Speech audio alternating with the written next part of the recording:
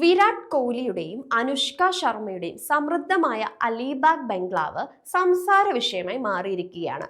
ആഡംബരത്തിനും ശാന്തമായ ജീവിതത്തിനുമുള്ള അവരുടെ അഭിരുചി പ്രതിഫലിപ്പിക്കുന്ന ഒന്നാണ്. ആർക്കിടെക്ചറൽ ഡൈജസ്റ്റ് പറയുന്നതനുസരിച്ച് ഫിലിപ്പ് ഫൗഷിയുടെ നേതൃത്വത്തിലുള്ള സ്റ്റൈഫാൻ ആന്റണി ഓൾമസ്ഡാൽ ആർക്കിടെക്ട്സ് ആണ് ദമ്പതികളുടെ ഹോളിഡേ ഹോം രൂപകൽപ്പന ചെയ്തിരിക്കുന്നത്.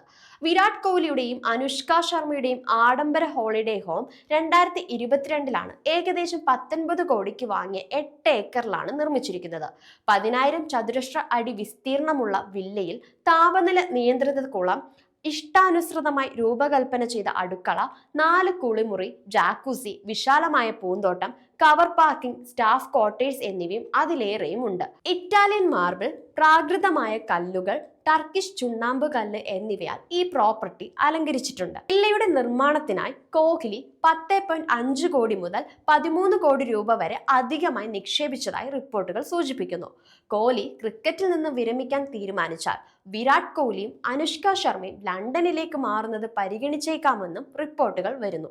നിലവിൽ മുംബൈയിൽ 34 കോടി രൂപ വിലമതിക്കുന്ന 7,171 ചതുരശ്ര അടി വിസ്തീർണമുള്ള ആഡംബര വീട്ടിലാണ് ദമ്പതികൾ താമസിക്കുന്നത്. കൂടാതെ ഗുരുഗ്രാമിൽ ഏകദേശം 80 കോടി രൂപ വിലമതിക്കുന്ന ഒരു ബംഗ്ലാവ് കോഹ്ലിക്ക് സ്വന്തമായിട്ടുണ്ട്.